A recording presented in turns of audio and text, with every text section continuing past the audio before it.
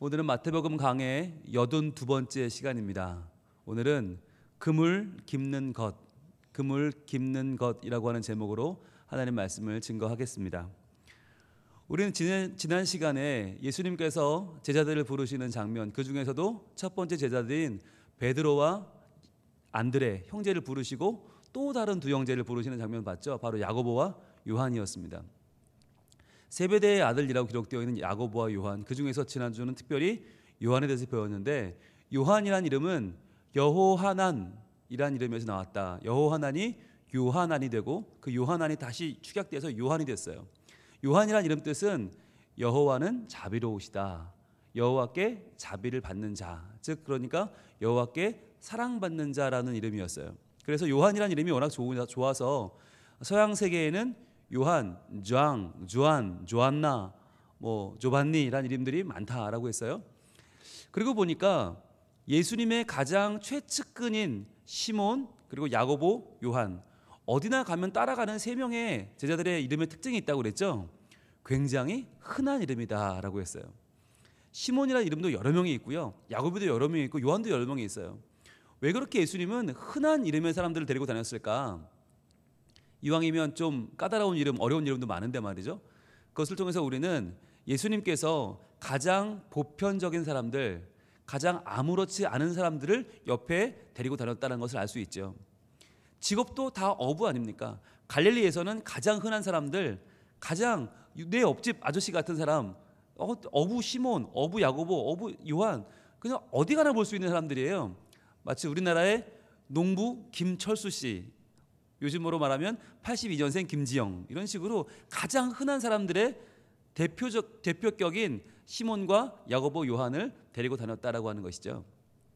그래서 여기서 우리가 알 수 있는 것은 내가 튀지 않고, 내가 대단해 보이지 않고, 내가 별로 드러나 보이지 않아도 나는 참 귀한 사람이다라고 하는 거예요.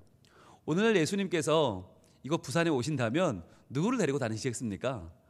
유명한 사람, 국회의원, 시의원 이런 분들이 아니라 가장 평범한 이 시대의 직장인들, 이 시대의 가정주부들, 이 시대의 학생들을 모아서 데리고 다녔다는 것과 똑같은 모습을 지금 성경은 보여주고 있는 것이에요. 그래서 아무렇지 않은 평범한 사람들, 그런 사람들을 하나님은 사랑하시기 때문에 가장 많이 창조했다는 것 아닙니까? 그게 바로 아브라함 링컨의 말이죠. 하나님은 아무렇지 않은 평범한 사람들을 가장 사랑하셔서 그들을 가장 많이 만들었다. 봐라, 이렇게 많지 않느냐. 하나님은 그들을 사랑하신다. 그래서 우리는 다들 비범한 사람이 되고 싶어 하지만, 특별한 인물이 되고 싶어 하지만, 그러나 그러지 못해도 좋다고 하는 것이죠. 아주 평범해 보이고 아주 별것 아닌 것처럼 보이지만 그런 나를 하나님은 사랑하셔서 하나님 제자를 삼아 주신다라고 하는 거였습니다. 그러면서 또 요한의 특징은 뭐냐면 사랑의 사도였죠. 사랑의 사도. 그래서 그는 스스로를 사랑받는 제자라고 적을 정도로 그렇게 사랑받는 사람이었습니다. 그런데 특별히 그 사랑받은 대상은 누구였어요? 바로 어머니였죠. 어머니. 야고보와 요한의 어머니 살로메는 유명한 헬리콥터 맘이다 그랬습니다. 헬리콥터처럼 자기 자녀의 주변을 돌면서 늘 감시하고 늘 그 치맛바람 속에 자녀를 키우는 엄마였다라고 하는 거죠. 그러니까 세베대의 아들인 야고보와 요한이 아버지 세베대를 떠나서 주님을 따라갑니다. 그런데 따라갈 때 누가 같이 가나요? 엄마가 같이 가요. 살로메가 같이 가서 아예 진을 치고 두 아들의 입신 양명을 위해서 엄마가 굉장히 노력을 해줍니다. 그래서 오죽하면 예수님께서는 지금 이스라엘 예루살렘으로 가서 십자가를 지고 죽을 거다라고 말씀하시는 그 와중에 엄마가 뛰어들어서 무슨 부탁을 하죠? 내 두 아들을 한 명은 주의 좌편에 한 명은 주의 우편에 있게 하기를 원합니다 라고 하는 부탁을 하죠. 아니, 그 와중에 지금 예수님은 십자가에 달려 죽는다라고 하는 하나님 나라를 선포하는데, 이 엄마는 자기 아들들이 출세하는 내 나라, 우리의 왕국을 요구하는 것이죠. 그렇게 지금 뭔가 핀트가 안 맞는 엄마예요. 그런데 그런 엄마에게 자란, 그런 마마보이로 컸던 요한을 예수님은 그냥 버려두지 아니하시고 어떻게 하십니까? 예수님 마지막 십자가 지는 그 자리에서 거기에까지 찾아온 그 요한에게 자기 어머니 마리아를 부탁하죠. 그래서 어머니와의 관계가 유독이나 좋았던 그 요한, 어머니의 치맛바람 속에 살았던 그 요한이기 때문에 어쩌면 예수님의 어머니 마리아를 평생 봉양하는데 어려움이 없었던 것이죠. 그래서 예수님은 요한의 어머니의 치맛바람 속에 자랐던 그 약점을 바꾸어서 예수님의 어머니 마리아와 평생을 잘 지내도록 하는, 그래서 마리아를 통해서 들은 이야기를, 예수님에 관한 이야기를 적은 요한복음을 쓰게 하시고 또 많은 성경을 쓰게 하시는, 우리의 약점을 바꾸어서 강점이 되게 하시는 은혜도 우리는 볼 수 있었죠. 그리고 보면 여러분, 예수님의 제자 중에서 12명 제자 중에서 예수님이 십자가 지는 골고다 언덕까지 따라온 사람은 요한밖에 없었잖아요. 왜 왔을까요? 생각해 보셨어요? 왜 다 도망갔는데, 베드로도 도망가고 다 도망갔는데 요한만 따라왔을까요? 성경에 보면 예수님이 십자가 지실 때 그 옆에 와서 울고 있던 여인 중에는 예수님의 어머니 마리아도 있지만 누구도 있나? 바로 요한의 어머니 살로메도 있어요. 그러니까 요한은요, 결국 엄마 따라온 거예요. 엄마가 예수님 돌아가는 십자가 지시는 그 자리까지 따라갔어요. 엄마가 그거 보고 요한도 같이 간 거죠. 결국 그랬다가 그 자리에서 예수님의 어머니 마리아를 봉양을 맡게 되는 그런 역할을 받았다고 하는 것입니다. 그리고 여러분, 예수님께서는요, 우리의 약점, 우리의 부족한 점을 그대로 두시지 않는다는 거죠. 여러분 생각해 보세요. 12제자 중에서 나머지 10명의 제자가 이 야고보와 요한을 얼마나 욕했겠어요. 야, 어떻게 엄마가 따라다니면서 저렇게 우리는 말도 못 꺼내는 얘기를 엄마가 대신 해주고 막, 야, 정말 분하고 원통해서 가슴을 치지 않았겠어요? 얼마나 미움 샀겠어요? 그런데 그러한 약점을 예수님은 바꾸어 주셔서 어머니 마리아를 평생 잘 섬길 수 있는 길로 열어주시고, 그래서 요한이 그 어머니를 통해서 많은 예수님에 대한 이야기를 듣게 하시죠. 이처럼 우리에게도 우리가 걸어가는 인생 가운데 우리는 수많은 약점들을 가지고 살게 됩니다. 그리고 요한이 그런 엄마를 만나고 싶어 만났겠어요? 아니, 그런 엄마를 누가 원했겠어요? 그런데 태어나 보니까 우리 엄마가 그래, 성향이 그래, 어쩌겠어요. 그런데 그랬던 요한에게 예수님은 더 나은 길을 열어주시고 그의 과거가 더 나은 미래로 바뀌어지는 역사를 허락해 주신 것이죠. 자, 그럼 이제 오늘은 바로 이 야고보와 요한 두 사람을 부르시는 예수님의 모습을 통해서 과연 주님은 이들의 어떤 모습을 보시고 부르셨는가, 과연 주님은 이들의 어떤 모습을 보시고 하나님 나라의 제자로서 합당하다고 여기셨는가를 보겠습니다. 오늘 말씀 마태복음 4장 21절 본문을 같이 한번 읽어볼까요? 자, 시작. 거기서 더 가시다가 다른 두 형제 곧 세베대의 아들 야고보와 그의 형제 요한이 그의 아버지 세베대와 함께 배에서 그물 깁는 것을 보시고 부르시니. 아멘. 자, 두 사람이, 야고보와 요한이 배에서 뭐 하는 걸 보고 부르셨다고요? 배에서 그물 깁는 것을 보시고 부르셨다 그랬어요. 여러분, 그물 깁는 것이 어떤 겁니까? 그물 깁는 거 해보셨어요? 여러분, 어촌에 가시면 이 그물을 가지고 고기를 잡는 사람들이 있잖아요. 그런데 그물을 가지고 고기를 잡을 때 그물을 내리고 그물을 던지고 그물을 걷어 올리는 게 어부들의 주업 같지만 실은 그게 아니에요. 어부들의 주업은 뭐냐? 그물 깁는 거예요. 그물 깁는 게 이분들의 거의 하루 일과예요. 그물 던지는 건 잠깐이에요. 건지는 건 잠깐이에요. 나머지 모든 일상이 뭐냐? 그물 깁는 거예요. 지루하고도 정말 시간이 많이 걸리는 일입니다. 이 그물 깁는 일이 어떤 일이죠? 그물을 내렸다가 건져 올리면 거기에는 뭐가 있어요? 물론 고기도 있지만 거기에는요, 각종 그 풀뿌리 이런 것도 있고요. 거기에는 돌멩이도 있고요. 거기에는 조개 껍질도 있고요. 그런 것들 때문에 그물이 찢겨 나가는 경우가 많아요. 그리고 그물이 오래되면 헤어지기도 하고요. 그물이 틀어지기도 하고요. 그런데 그렇게 문제가 생긴 그물들을 깊지 않으면 어떻게 되죠? 깊지 않고 물에 던지면 아무리 고기를 많이 잡아도 그 사이에 다 빠져나가 버립니다. 그러니까 그물이 한번 내릴 때마다, 건져 올릴 때마다 항상 틀어지고 끊어지고 터지는 부분들이 반드시 생긴다는 거죠. 그런 부분들, 그것을 그냥 놔두면 그 그물을 못 쓰게 되는 거예요. 그래서 한번 내렸던 그물을 건지면 반드시 그물을 깁는 작업을 해야 되는데, 문제는 뭐냐면 그물 깁는 모습이 그다지 멋있지 않다는 거죠. 여러분, 한 방에 딱 보고 와, 멋있다, 제자 삼아야지 라고 부를 만한 모습이 아니라는 거죠. 여러분, 우리가 베드로와 안드레가 부름받는 장면을 우리가 봤잖아요. 18절에서 예수님은 그들의 무엇을 보고 부르셨죠? 기억나세요? 그들이 바다에 금을 던지는 것을 보시고 부르셨어요. 한번 우리 18절 한번 그 바로 위니까 확인해 볼까요? 자, 뭐를 보고 부르셨다고요? 시몬과 그의 형제 안드레가 바다에 금을 던지는 것을 보시니 그들은 어부라 그랬죠. 바다에 금을 던지는 것을 보시고 부르셨어요. 그러니까 금을 던지는 것을 보시고 부른 사람들과 금을 깁는 것을 보시고 부른 사람들은 전혀 성향이 다른 사람들이죠. 여러분, 이것을 기록한 마태가 굉장히 정확한 사람이에요. 그는 세리니까요.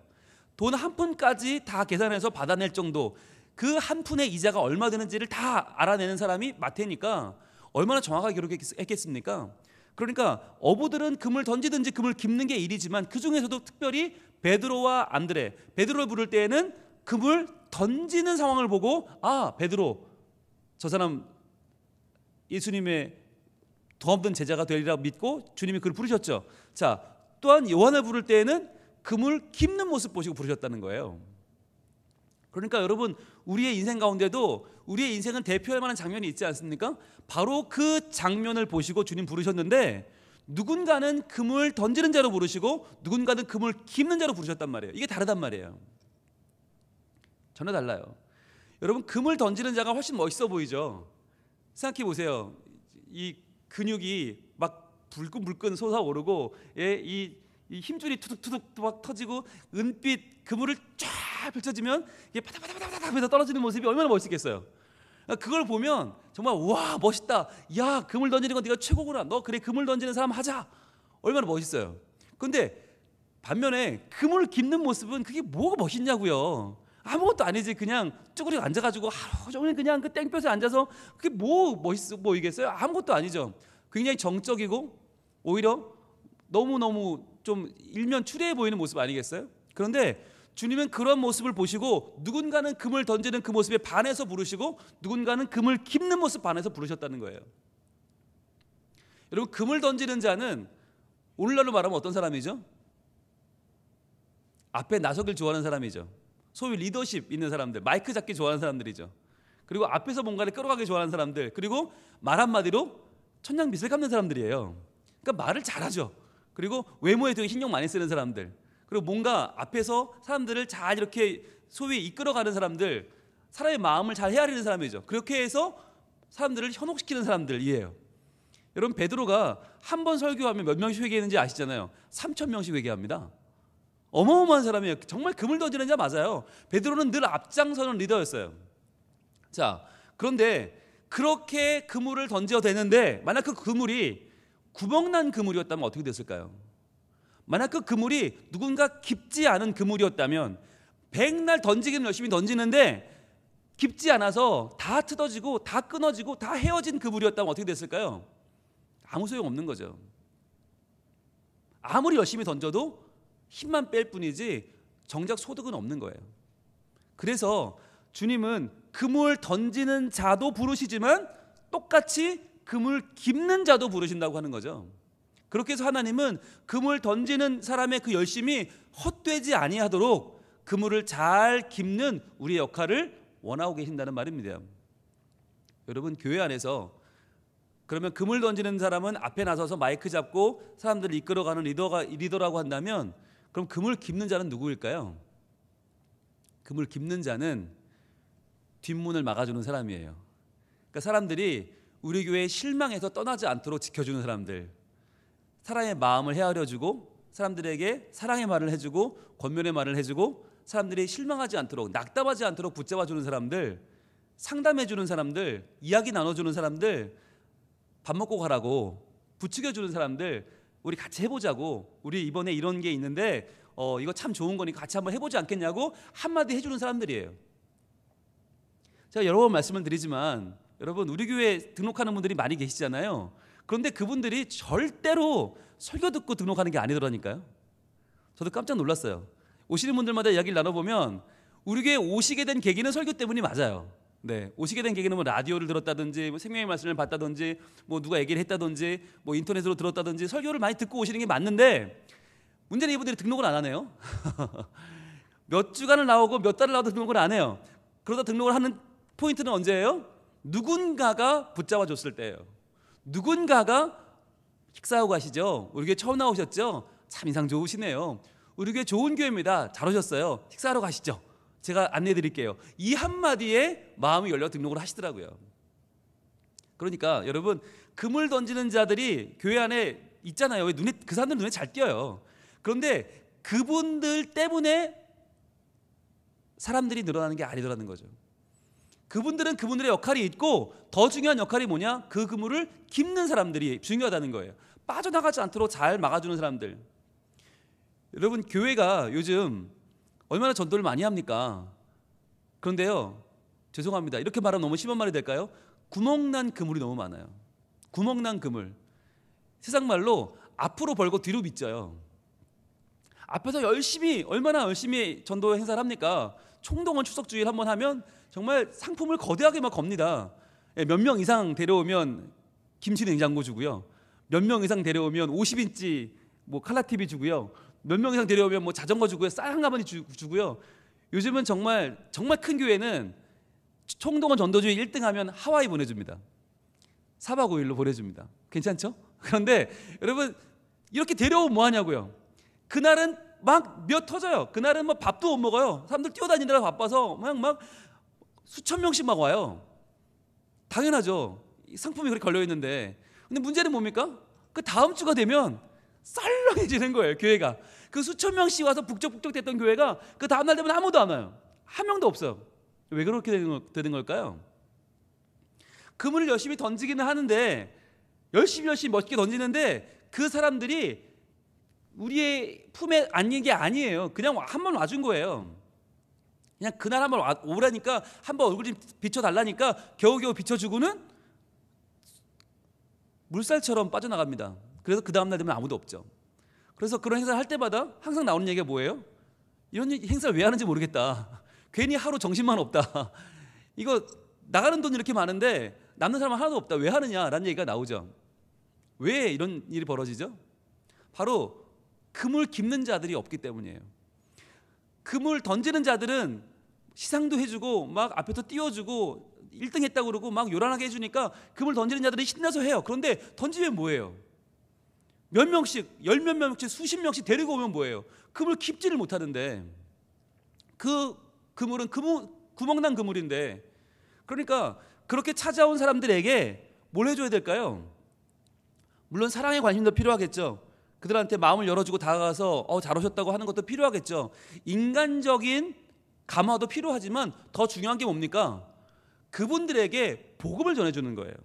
참된 복음, 정말 예수님이 왜 복음이신지를 조분조분 설명해 주면서 그분들에게 내가 경험한 은혜를 이야기해 주고 내가 받은 복음의 은혜, 내가 받은 말씀의 은혜를 전해주는 사람들이 필요해요.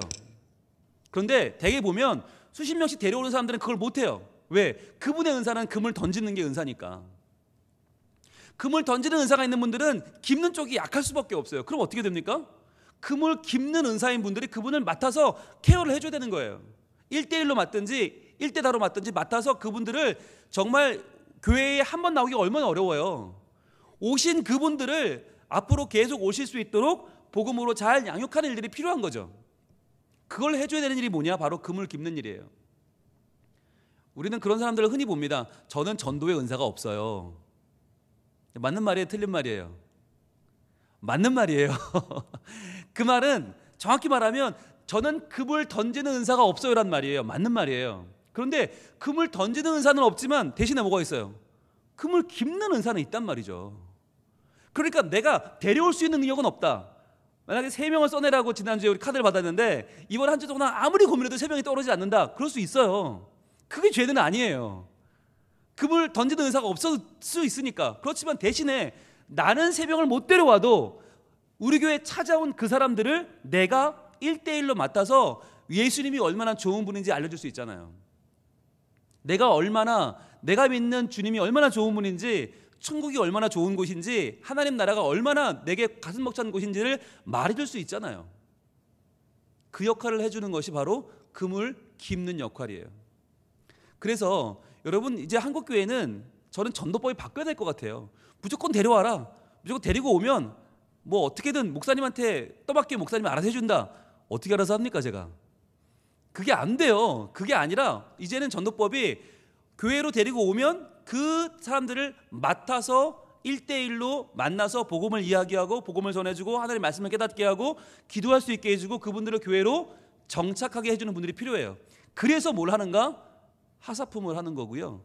그래서 말씀 묵상 훈련학교를 하는 거고요. 그래서 기도 훈련학교를 하는 거고요. 복음 훈련학교를 하는 거예요. 교회에 아무리 오면 뭐예요?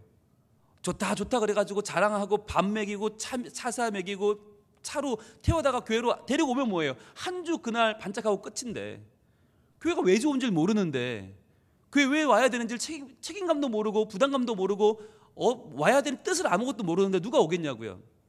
그러니까 그분들을 교회에 잘 나올 수 있도록 인도해주고 도와주고 그분들 옆에서 하나님의 나라를 전해줄 수 있는 사람들이 필요하다. 그러한 능력자들을 길러내기 위한 과정이 바로 하사품이고 말씀 묵상 훈련학교고 기도 훈련학교고 복음 훈련학교예요. 네, 이렇게 말씀드리면 이제 수료하신 분들의 눈이 반짝반짝 빛이 나야죠. 내 얘기구나. 내가 그거 하라고 지금 졸업했구나 하셔야 돼요. 마치 남의 얘기 듣듯이 그러시면 안 되고 지금 여러분 눈이 반짝반짝 빛이 나야 됩니다. 자, 여러분들 우리 교회가 장기적으로 보면요 굉장히 많은 분들이 새로 올 거예요. 저는 거기에 대한 믿음이 있어요. 벌써 새해 되고 거의 매주 새로운 분들이 와요. 그런데 한편으로는 불안해요.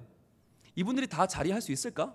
다 자리를 잡을 수 있을까? 우리 교회에 이렇게 계속 오시는데 과연 이분들을 잘 이끌어서 그물을 기워줄 분들이 과연 우리 교회에 얼마나 있을까? 저는 한편으로 걱정도 돼요. 그래서 오늘 이제 이번 주에 개강하는 말씀 묵상 훈련학교가 참 중요합니다. 정말 중요합니다. 우리가 이 훈련을요 하루아침에 할 수가 없어요. 저희 교회가 왜 훈련학교를 각각 12주씩 3번이나 할까요? 왜 36주나 할까요? 이게 쉬운 일이 아니기 때문이에요. 말씀을 제대로 깨닫는 일도 쉽지 않고요. 그 말씀으로 기도하는 일도 쉽지 않고요. 가장 중요한 그 말씀을 깨달은 걸로 복음을 증거하는 건 정말 어려운 일이에요. 그래서 그 일은 적어도 새 학기 36주를 해야만 졸업이 가능한 코스로 되어 있어요. 그런데 그 일들이 정말 중요합니다.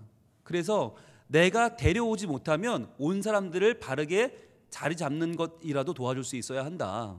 그렇게 해서 내가 그물을 던지는 사람이 되든지 그물을 깁는 사람이 되든지 둘 중에 하나는 돼야 되는 거예요. 여러분 우리가 여러 가지 뭐 연기라든지 또는 음악이라든지 방송이라든지 보면 주연급들이 나오잖아요. 주연급들이 얼마나 대단합니까? 예쁘고 연기도 잘하고. 그런데 주연급만으로 방송이 되지 않아요. 거기는 누가 필요하죠? 조연도 있어야 되고요. 주연 조연만 나오면 또 안 돼요. 누가 있어야 돼요? 엑스트라가 있어야 되고요. 그 사람들만 있으면 안 돼요. 누가 있어야 돼요? 스텝이 또 있어야 돼요. 누군가는 대본을 써야 되고 누군가는 연출을 해야 되고 카메라가 있어야 되고 조명이 있어야 되고 음향이 있어야 되고 또 스크립트를 막 넘겨줘야 되고 매니저가 있어야 되고 화장해줘야 되고 하다못해 방송할 그 장소를 섭외해야 되고요.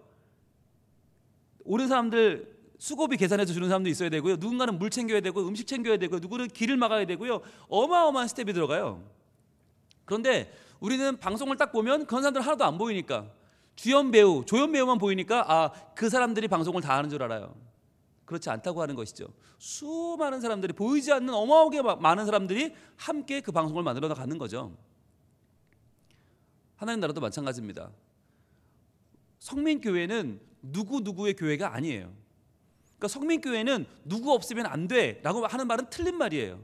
그런데 반면에 성민교회는 누구누구는 없어도 돼라는 말도 틀린 말이에요. 하나님의 교회는 누구누구 없으면 안 되는 교회도 아니지만 누구누구쯤은 없어도 되는 교회도 아니에요. 모두가 필요한 거예요. 모두가 하나님의 사람이고 모두가 제자고 모두가 하나님의 꼭 필요한 필수적인 역할을 가지고 있어요. 그래서 여러분 우리는요 전부 전도하는 사람들이에요. 저는 설교로 전도하는 역할을 맡았어요. 설교로 전도하고 목회로 전도해요. 여러분은 예배함으로 전도하고 있는 거예요.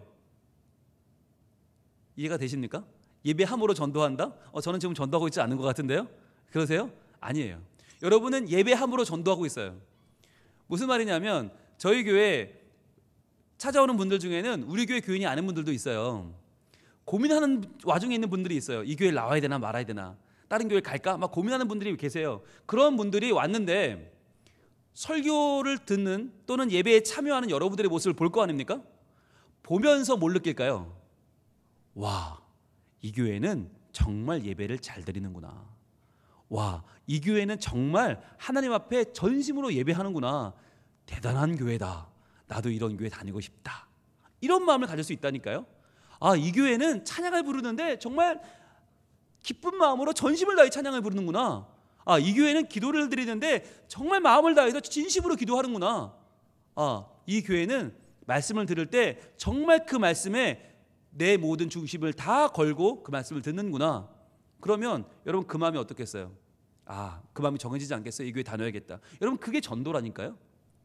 여러분은 예배를 드림으로 전도하는 거예요. 그러니까 여러분 예배를 드릴 때 그날그날의 컨디션이 다르겠지만 그러나 최선을 다해 예배해야 되는 거예요. 말씀을 들을 때 졸면 안 되고요. 딴 생각해서는 안 되고요. 다른 여러분 정신이 팔리면 안 돼요. 왜요? 난 지금 전도하고 있으니까. 열심히 전도하고 있으니까. 여러분의 그 예배로 전도하는 모습을 보고 누군가는 그 마음을 정할 수 있다니까요. 찬양대는 찬양함으로 전도하는 거고요. 예배위원은 안내위원은 안내함으로 전도하는 거고, 헌금위원은 헌금위원함으로 전도하는 거고요. 모든 사람은 다 찬양팀은 찬양팀으로 전도하고 모두가 다 전도하고 있는 거예요. 그러니까 앞에 나서는 사람만이 아니라 뒤에서 그물 깃는 사람의 역할이 얼마나 더 중요하느냐 하는 거예요. 그래서 사도 바울은 이렇게 말씀을 증거한 바 있습니다. 고린도전서 12장 21절부터 볼까요? 고린도전서 12장은 우리의 은사에 대해서 말하는 장인데, 은사, 각각의 은사가 있다는 거예요. 누구는 금을 던지는 은사가 있고 누구는 금을 깁는 은사가 있는데, 과연 그 은사를 어떻게 보여주고 있는가? 고린도전서 12장 21절부터 봅니다. 21절 신약성경 279면에 있습니다. 같이 한번 읽어볼까요? 시작. 눈이 손더러 내가 너를 쓸 데가 없다 하거나 또한 머리가 발더러 내가 너를 쓸 데가 없다 하지 못하리라. 이렇게 말씀을 하세요. 자, 눈이 볼 때 눈으로 보는 게 제일 중요하다고 생각하는 거죠. 봐야 뭘 하지. 손은 볼 줄 모르잖아. 그러니까 손 너는 쓸데없어 라고 눈이 말하면 안 된다라고 하는 거죠. 왜? 손은 뭐 하니까? 손은 잡죠, 옮기죠, 더 많은 걸 하죠. 눈이 못하는 걸 손이 한단 말이죠. 그러니까 눈이 볼 때에는 보는 게 제일 중요한 것 같지만 손이 볼 때에는 그렇지 않다는 거죠. 게다가 또한 머리가 발더러 내가 너를 쓸 데가 없다 하지 못한다는 거예요. 머리가 생각할 때는 아니 뇌가 제일 중요하지. 야, 뇌 다치면 바로 그 사람은 끝나는 거야. 뇌가 제일 중요해. 그런데 그래서 머리가 발한테 야 너는 생각을 못하잖아. 뇌가 없잖아. 그러니까 너는 이제부터 필요 없어. 그러면 되겠어요? 발이 움직이지 않는데 머리가 어떻게 다니냐고요. 말이 안 되는 거죠. 이것처럼 교회 안에서도 금을 던지는 자가 있는가 하면 깁는 자도 필요하다. 두 사람이 다 서로 영향을 같이 주면서 하나의 몸된 하나님의 교회를 만들어 간다고 하는 것이죠. 이렇게 이어집니다. 22절입니다. 그뿐 아니라 더 약하게 보이는 몸의 지체가 오히려 요긴하고. 자, 그뿐 아니라, 즉 각각의 역할이 있을 뿐 아니라 또 어떤 포인트가 있는가? 더 약하게 보이는 몸의 지체가 오히려 요긴하대요. 이게 무슨 말인가? 약해 보이는데 어떻게 더 요긴할까요? 어디에 함정이 있는 걸까요? 바로 약하게 보이는 애 함정이 있어요. 우리는 항상 우리의 생각대로 봐요. 그래서 몸의 지체를 볼 때 어디가 더 약하고 강한지를 우리 식대로 판단한단 말이죠. 그러니까 약해 보이는 지체라고 우리는 함부로 여기지만 약하지 않다는 거죠. 오히려 그 부분이 도리어 요긴하다. 그러니까 없으면 안 되는 부분들이 우리에게 있다는 거예요. 여러분, 손은 대단하고 손톱은 별거 아닙니까? 아니에요. 손톱이 없으면 손을 못 써요. 그거 아주 중요한 거예요. 그렇죠? 여러분, 우리가 보통 보면 발가락을 이야기할 때 엄지는 중요하고 이 새끼발가락은 안 중요한 것 같지만 그렇지 않아요. 새끼발가락이 없으면 우리가 서 있을 수가 없어요.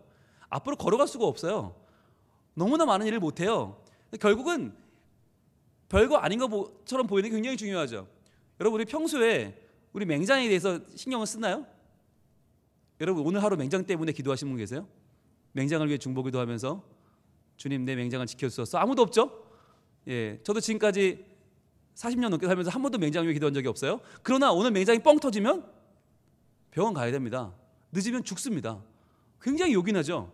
네, 우리에게 췌장이 있다는 거 우리는 못 느끼고 살잖아요. 여러분, 췌장이 있는지 지금 느끼는 분 계세요? 어이구 내 췌장 이런 분 계세요? 한 명도 없을걸요? 네, 오늘 밥 먹으면서 오늘 밥 먹는 이 영양소는 다 췌장으로 가라. 아무도 없죠. 그러나 그 췌장에 요만한 문제만 생기면 당장 우리는 암 환자가 됩니다. 예, 당장 인생에 아주 어려운 위기를 맞습니다. 아무것도 아니어 보이는데, 별거 아니어 보이는데 그 부분 때문에 우리는 굉장히 큰 어려움 당할 수 있어요. 그래서 몸의 지체가 더 약해가 보이는데 더 요긴하다는 거죠. 게다가 23절입니다. 이렇게 이어지죠. 우리가 몸에 덜 귀히 여기는 그것들을 더욱 귀한 것들로 입혀주며 우리의 아름답지 못한 지체는 더욱 아름다운 것을 얻느니라 라고 성경은 말해요. 우리 몸에 정말 이뻐 보이는 부분, 아름다운 부분은 그대로 두는데 대신에 아름답지 않은 부분을 더 챙겨준다는 거예요. 그러면서 어떻게 해요? 우리가 균형을 잡아가는 것이죠. 이 말은 우리가 살아가는 우리 인생에 굉장히 중요한 원칙을 말해주는 거예요. 더 내가 뛰어나 보이고 더 굉장히 보인다고 잘난 체할 것이 없다. 왜? 우리의 관심은 더 아름답지 않은, 더 도움이 필요한, 더 손이 가야 되는 그쪽으로 가야 되기 때문이에요. 그래서 우리가 10손가락 깨물어 안 아픈 손가락이 없지만, 그러나 아픈 손가락에 더 관심을 갖게 되죠. 깨물어 다 아프지만 더 아픈 손가락이 있잖아요. 조금 모자란, 조금 부족한, 더 사랑이 필요한 그 손가락에 우리는 관심을 갖게 돼요.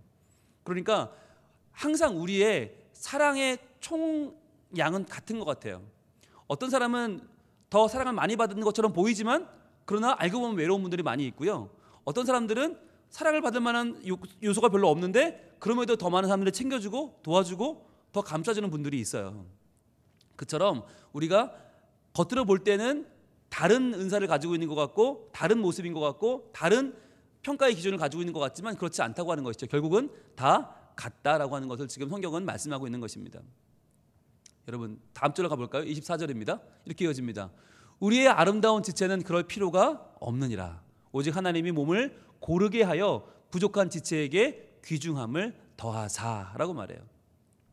이미 그럴 필요가 없는 아름다운 지체도 있어요. 그러나 하나님은 우리 몸을 고르게 해서 부족한 지체에게 귀중함을 더하시는 분이다라고 성경은 말씀하고 있는 것입니다. 여러분 이 말씀을 읽으면서 저는 그런 생각을 했어요. 우리가 서로 다른 은사를 가졌다라고 하는 것이 과연 무슨 의미인가? 그것은 내게 다른 은사를 주신 하나님을 믿어야만 우리는 우리 자녀들도 다른 은사가 있다고 이들을 믿고 잘 길러낼 수 있다는 거죠. 우리가 볼 때는 다 똑같은 은사를 가졌다고 생각해요. 그 은사가 뭐죠? 공부하는 은사죠. 그런데 실제로 공부하는 은사를 가지고 태어나는 아이들은요 1%가 안 됩니다. 우리 교회에 있는 수많은 아이들, 정말 사랑스러운 아이들, 예쁜 아이들, 웃음이 정말 깨르륵 웃으며 기분이 아주 행복해지는 아이들, 요리를 잘하는 아이들, 그림을 잘 그리는 아이들, 노래 잘하는 아이들, 춤을 잘 추는 아이들, 따뜻한 아이들, 의지가 되는 아이들, 그 모든 아이들을 학교 가면 뭐라고 부르죠? 공부 못하는 애들이라고 부릅니다. 싸잡아서 공부 못하는 애들이에요. 왜? 걔는 공부라는 잣들을 보면 아무것도 아니니까. 단 1%의 공부라는 은사를 가지고 보면 그 아이들은 다 은사가 없는 아이들이에요. 근데 알고 보면 그렇지 않잖아요. 그 아이들은 얼마나 소중한 아이들입니까? 그 아이들은 얼마나 귀한 은사를 가지고 있는 아이들입니까? 그 아이들의 은사를 발견하고 개발해 주는 게 얼마나 중요한지 몰라요. 여러분 근데요 그게 학교에서는 불가능한 것 같아요. 학교는 공부라는 은사 하나 외에는 전부 다 그 아이는 모자란 아이들, 열등한 아이들, 공부 못하는 애들이거든요. 근데 그러면 가정은 좀 다르냐? 그렇지도 않아요. 가정도 똑같아요. 가정도 학교에서 보내주는 성적표가 다라고 생각하는 거예요. 그러니까 마치 학교에서 보내준 성적표로 이 아들이 이렇게 평가받고 있다고 생각하는 거예요. 그렇지 않거든요. 오직 공부라는 은사로 평가하는 건데 우리는 그걸로 그 아이를 다 평가해버려요. 그러니까 어떻게 되겠어요? 공부 못하는 99%의 아이들은요 초등학교 1학년 때부터 고3까지 12년 동안 칭찬을 들 일이 없어요. 한 번도 칭찬을 못 듣고 12년을 보내요. 그것도 인생의 가장 중요하고 예민한 시기 12년을 한 번도 칭찬을 못 듣고 보내요. 그럼 여러분 어떻게 될까요? 그 아이가 숨이 막힙니다. 그러고 싶어서 그러겠어요? 여러분 공부 못하고 싶어 못하는 아이 있을까요? 그래 보신 분 있어요? 없을걸요? 너무너무 잘하고 싶어요. 그 아이도 너무너무 잘하고 싶은데 안 되는 거잖아요. 안 해봤겠어요? 한 번은 해봤을걸요? 그런데 하는데 안 돼. 그래서 그 아이도 절망에 빠져 있는데 학교에서도 무시당하고 집에 와도 부모님이 아이고 성적이라고 받아온 꼴을 봐라. 야 이거 받고 너는 학교를 다니고 싶냐? 너희 선생님은 참 성격도 좋다. 어떻게 너 같은 애를 받아주고 있냐? 나 같으면 너 같은 애 안 키울 것 같아. 아우 미치겠어. 나가. 그러지 않겠어요? 그럼 그 얘기를 12년 듣고 자라봐요. 12년 동안 그 얘기를 들었다고 생각해봐요. 여러분 아이는 비정상으로 크는 게 당연하죠. 요즘 아이들이 비뚤어지는 건 너무 당연한 거예요. 그 아이가 가지고 있는 은사를 아무도 봐주지 않으니까. 그런데 오직 한 군데 가능성 있는 곳이 있어요. 거기가 바로 교회입니다. 왜? 교회는요 하나님께서 우리 각자를 하나님의 형상으로 지었다고 믿기 때문이에요. 그래서 하나님의 형상으로 지음받은 우리 아이들이 우리 아이들 나름대로의 다 다른 기준의 사명과 기질과 장점을 가지고 있다고 믿기 때문이에요. 제가 성경에서 아주 좋아하는 본문이 있어요. 신명기 33장 본문인데 신명기 33장에는 모세가 죽기 전에 12지파를 축복합니다. 그런데 신명기 33장에서 축복할 때 보면 뭐 우리가 알고 있는 유다 지파, 요셉 지파, 대단한 지파들을 막 칭찬하거든요. 그리고 그들에게 축복하거든요. 뭐 4절, 5절 막 그렇게 축복을 해요. 그런데 그 중에 정말 짧게 스쳐 지나가듯이 2지파를 한 절에 요약해서 말하는 부분이 나와요. 어디냐면 신명기 33장 18절입니다. 이 부분을 제가 왜 좋아하냐면 굉장히 짧은데 굉장히 정확해요. 아주 스쳐 지나가는 본문인데 선명해요. 한번 볼까요? 신명기 33장 18절. 유명한 지파도 아니고 긴 축복도 아닌데 한 절 안에 2지파를 스쳐 지나가는데 굉장히 중요한 내용, 선명한 내용을 담고 있어요. 우리 같이 신명기 33장 18절 같이 읽어봅니다. 시작. 스불론에 대하여는 일러스되 스불론이여 너는 밖으로 나감을 기뻐하라. 이사가리여 너는 장막에 있음을 즐거워하라. 아멘. 자, 이게 다예요. 다른 지파는 막 4절, 5절 막 축복하는데 스불론, 이사갈은 이게 다예요. 그런데 굉장히 정확해요. 보세요. 스불론에 대하여는 일러스되 스불론아 너는 밖으로 나감을 기뻐하라. 자, 스불론 너는 밖으로 나다니는 게 너의 사명이야. 그게 너 기쁘지? 좋지? 그래 넌 그렇게 살아라고 하는 거죠. 그런데 이사갈은요. 이사갈이여 너는 장막에 있음을 즐거워하라. 장막에 있는 게 너 좋지? 너 그거 잘하지? 그게 내 장점이니까 그렇게 살면 돼? 라고 말하는 거예요. 모세는 스불론과 이사갈의 장점을 잘 알고 있었어요. 기질과 살아가는 성격과 살아가는 성향을 너무나 잘 알고 있었어요. 그러니까 이렇게 축복할 수 있는 거예요. 그런데 우리는 어떻습니까? 우리는 스불론을 보면 뭐라고 하죠? 밖으로 나가는 걸 기뻐하는 스불론 보면 뭐라고 해요? 번잡스럽다고 그래요. 애가 아주 정말 정신이 없다고 그래요. 정신이 사납다고 그래. 아주 이렇게 번잡스러운 애는 난 처음 봤다고 그래. 그러면서 걔를 잡아서 어떻게 해요? 끌고 집으로 들어오려고 그러죠. 이사갈은 보면 뭐라고 그래요? 이사갈은 장막에만 있는 애를 보면 뭐라고 그래요? 답답하다고 그러죠. 너 내가 주변벌이가 없다고 그래요. 아 너는 어떻게 그렇게 좀 나가서 좀 애들이랑 섞여 놀지 왜 집에만 붙어 있는 거냐고 밥만 축내는 식충이라고 뭐라고 해요. 그죠? 결국 우리는 스불론은 이사갈을 만들고 싶어하고 이사갈은 스불론을 만들고 싶어하는 거예요. 하나님은 스불론은 스불론으로 지으셨고 이사갈은 이사갈로 지으셨는데 우리는 그 꼴을 못 보는 거예요. 그리고는 왜 남들처럼 하지 않냐고, 남들과 비교하면서 남들처럼 나가지 않냐고 하고 남처럼 들어오지 않냐고 말하고 나가고 들어오는 애들 결국은 이도저도 아닌 애를 만들어버려요. 그러니까 스불론도 스불론이 아니고 이사갈도 이사갈이 아닌, 금을 던지는 자는 금을 기우라고 하고 금을 깁는 자는 금을 던지라고 해서 결국은 이도저도 아니게 만들어버리는 소위 평준화 교육을 우리는 하고 있잖아요. 그런데 하나님은 한 번도 평준화하라고 하신 적이 없어요. 하나님은 각각의 성품을, 각각의 성향을 그대로 잘 간직하고 잘 성장하라고 말씀하고 계십니다. 오늘 우리는 금을 깁는 자로 부르시는 하나님을 바라봅니다. 하나님은 금을 던지는 자라고 해서 그를 특혜를 베풀지도 않으셨고요. 금을 깁는 자라고 해서 그를 외면하지도 않으셨어요. 금을 던지는 자는 금을 던지는 자로, 금을 깁는 자는 금을 깁는 자로 하나님은 똑같이 사랑하시고 그들을 하나님 나라의 중요한 제자로 삼아 주셨다라고 하는 것입니다. 여러분 기억하십시오. 남들을 부러워할 필요가 없습니다. 남들처럼 되고자 할 필요가 없습니다. 내가 할 수 있는 걸 바르게 잘 해내면 되는 거예요. 여러분 그 일을 위해서 금을 던지는 분들은 열심히 던지세요. 그래서 이번 주 3명의 명단이 너무 적다. 한 장 더 달라고 하세요. 필요하면 여러 장 더 드릴게요. 10명, 20명 써내세요. 던지세요. 금을 던지세요. 그런데 어떤 분들은 난 그럴 자신이 없다. 못 써도 좋아요. 대신에 뭐 하면 좋을까요? 하사품을 들어오세요.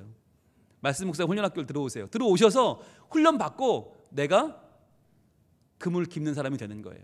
그래서 내가 우리 교회에 찾아오는 그 새신자들을 잘 맡아서 얼마나 복음이 중요한 것인지, 주님이 얼마나 좋은 분인지를 전해주는 금을 깁는 자가 되면 되는 것입니다. 그래서 여러분, 찬양대도 두 가지가 다 필요하고요. 금을 던지는 사람, 막 모으는 사람도 필요하고요.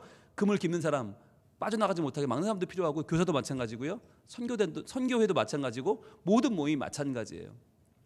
여러분이 속한 곳에서 우리에게 주어지는 그 사명대로 잘 감당할 수 있기를 바랍니다. 하나님은 나를 아시는 분이세요. 왜죠? 나를 지으셨기 때문이죠. 나를 지으신 분이 하나님이시고 나를 이렇게 만드신 분이 하나님이세요. 내 안에 계시는 분이 하나님이세요. 처음부터 내 삶은 그분의 손 안에 있었어요. 내 이름을 아시는 주님, 내 성향 아시는 주님, 내 성품 아시는 주님께서 이 시간 우리에게 다가오십니다. 남들처럼 못한다고 기죽어 있는 우리에게, 남들처럼 못 산다고 상처받은 우리에게 주님 말씀하십니다. 내가 너를 안다고, 내가 너에게 베풀어준 그 마음 그대로 열심히 살라고 말씀하십니다. 주님께 이 시간 우리의 마음을 내어드립시다. 그리고 주님 저 아시죠? 주신 사명 잘 감당해 나는 그런 하나님의 아들 딸이 되게 하옵소서. 주님 제자 되게 하옵소서. 우리 같은 마음으로 이 찬양 드리겠습니다. 나를 지으신 주님, 나를 지으신 주님, 내 안에 계셔. 처음부터 내 삶을, 처음부터 내 삶을 그의 손에 있었죠. 내 이름 아시죠? 내 이름 아시죠. 내 모든 생각도 내 흐르는 눈물 그가 닦아주셨죠. 다시 한번 찬양합니다. 나를 지으신 주님, 나를 지으신 주님, 내 안에 계셔. 처음부터 내 삶을, 처음부터 내 삶을 그의 손에 있었죠. 내 이름 아시죠 주님? 내 이름 아시죠. 내 모든 생각도 내 흐르는 눈물 그가 닦아주셨죠. 그는 내 아버지, 난 그의 소유. 그는 내 아버지, 난 그의 소유. 내가 어딜 가든지, 내가 어딜 가든지 날 떠나지 않죠.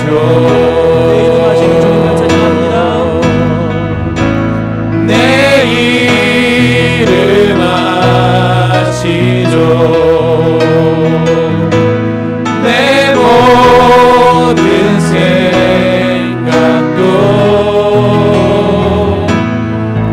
바람 부를 때 그가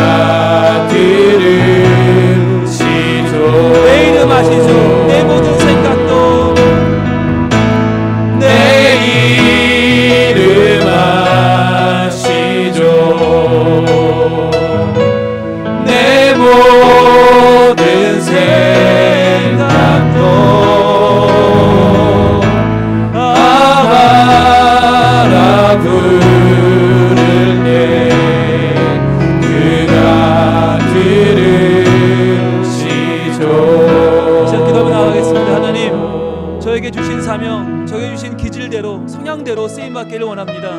남을 부러워하거나 남을 시기하지 아니하고 내게 주어주신 그 사명 감당하기 원하오니 주님, 금을 던지는 자로, 금을 깁는 자로 불러주시는 주님, 제게 맡겨진 그 사명 감당할 수 있도록 능력을 더하여 주시고 주님 안에서 사랑받는 자로 저희들 이 일을 잘 감당하여 영광 돌리는 하나님 제자가 되게 하여 주시옵소서. 주여 한번 기도합니다. 주여! 하나님 아버지, 우리를 지으시고 우리를 아시는 우리에게 하나님의 형상을 우리의 입히신 각자의 하나님, 하나님께서 많은 일들을 가능하시며 많은 일들을 할 수 있을 것처럼 우리에게도 하나님 많은 능력을 주셨사오니 우리에게 우리가 잘하는 것을 떠나 우리의 기질과 우리의 성향을 하시옵사오니 하나님 아버지, 그것을 따라서 하나님의 일을 하고 하나님께서 맡겨주신 전도의 사명을 감당하기를 원합니다. 하나님 아버지, 교회에 많은 지체들이 있어서 아버지, 많은 다른 일들로 말미암아 저희들이 각자의 행사를 따라 아버지 부름을 받아사오니 그 은사들을 살릴 수 있도록 인도하여 주시옵소서. 어떤 사람은 그분을 던지는 자로, 그분을 힘든 자로, 어떤 자는 거기를 경계하는 자로, 하나님 여러 가지 일로 우리를 부르셔서 하나님 아버지, 우리가 그 일들을 아버지 우리에게 맞게 아버지 열심히 최선을 다할 수 있도록 인도하여 주시옵소서. 아버지, 모두가 귀가 아니라 모두가 아버지 눈이 아니라 하나님 각자가 맡겨진 일들로 아버지 하나님 영광 돌리게 하여 주시옵소서. 그 일을 하나님 하나님 잠들을 부러워하지 않게 하시며 아버지 내게 아버지 실수하지 않게 하시고 하나님 아버지 내가 내 일을 하지 않도록 인도하여 주시옵소서. 아버지 또한 나에게 맞지 않는 것을 이시고 하나님 불편해하지 않도록 아버지 그리고 떨어지지 않도록 인도해 주시기 바랍니다. 하나님 도와주시옵소서. 우리에게 주신 그 은혜를 하나님 깊이 생각하게 하시고 나는 무엇으로 하나님께 영광 돌리며 아버지 다른 이들에게 전도를 하고 하나님을 전할 것이라 생각하게 하시고 하나님께서 맡겨주신 그 성향대로 하나님의 능력대로 하나님의 일들을 감당하기 원합니다. 아버지, 모든 것이 하나님의 전도를 위해서 사용되오니 하나님 아버지 도와주시옵소서. 우리를 아버지 아버지 도와주시옵시고 우리의 전도감이 하나님 낮을 짓지 않도록 주님 도와주시옵소서. 하나님께서 부르신 아버지 하나님의 일을 하는 소신 사람을 하나님 아버지 기억하게 하여 주시옵소서. 아버지 하나님 전선 간에 아버지 분란이 없기를 원합니다. 하나님 선이 아님으로 아버지 비난하지 않게 하시고 아버지 하나님 눈이 아님으로 비난하지 않도록 인도하여 주시옵시고 아버지 서로가 각자에게 아버지 그 진사와 하나님 그 아버지 그들이 인정할 수 있도록 인도하여 주시옵소서. 아버지 하나님 인도하여 주시옵소서. 우리들이 아버지 하나님 책임을 가지고 아버지 나갈 때 하나님 서로 도와주는 마음을 주시옵소서. 나보다 남을 더 낮게 여기는 마음을 주셔서 하나님 아버지 우리의 아버지 우리의 가지고 있는 능력들이 하나님 다른 사람들이 아버지 정죄하는 능력이 되지 않도록 인도하여 주시옵소서. 하나님 도와주시옵소서. 아버지 하나님 우리가 누구에게 다른 이들을 정죄하며 아버지 판단하겠습니까? 하나님 아버지 오직 사랑으로 아버지 사랑하게 여기 하여 주시옵소서. 아버지 도와주시옵소서. 내 이름 아시죠. 내 모든 생각, 내 모든 생각도 내 흐르는 눈물 그가 닦아주셨죠. 오 주님 감사합니다. 저희들을 금을 던지는 자로 또한 금을 깁는 자로 부르시는 주님을 찬양합니다. 주님, 우리 각자 하나님 주신 그 기질과 그 성향과 그 사명을 잘 간직하여 하나님 나라를 이루어가는 복된 주님의 제자로 쓰임받게 하여 주시옵소서. 나는 왜 이런 모습으로 지었느냐고, 왜 나에게는 저런 장점이 있지 않냐고 남을 시기하며 질투하며 원망하며 살아왔던 지난 날들을 회개합니다. 주님, 이제는 내게 주신 그 모습, 주신 그 장점들을 살려서 하나님의 나라를 온전히 증거하고 전하고 하나님의 교회를 찾아온 그분들에게 복음을 증거하고 그분들의 교회에 잘 정착할 수 있도록 도와주는 그 역할을 잘 감당할 수 있기를 원하오니 주님, 우리를 통하여 우리 성민교회가 더 많은 사람들이 하나님을 알되 바로 알고 만나되 바로 만나고 잘 정착하여 하나님의 귀한 백성들이 되는 놀라운 하나님의 보금자리가 될 수 있도록 도와주시옵소서. 또한 우리의 각자의 가정에서, 직장에서, 부서에서 주어진 사명을 잘 감당하길 원하오니 금을 던지는 자는 던지는 자로, 금을 깁는 자는 깁는 자로 주어진 주님의 그 귀한 역할을 잘 감당하여 영광을 돌리는 하나님의 모든 자녀들이 되게 하여 주시옵소서. 우리에게 주시는 그 은혜를 잘 받아 누리는 저희들이 되게 하시고 가만히 두어서 쓸모없는 기질과 성향이 되지 않도록 잘 감당하여 주께 영광을 돌리는 우리 모두가 되게 하여 주시옵소서. 감사합니다. 예수님 이름으로 기도합니다. 아멘.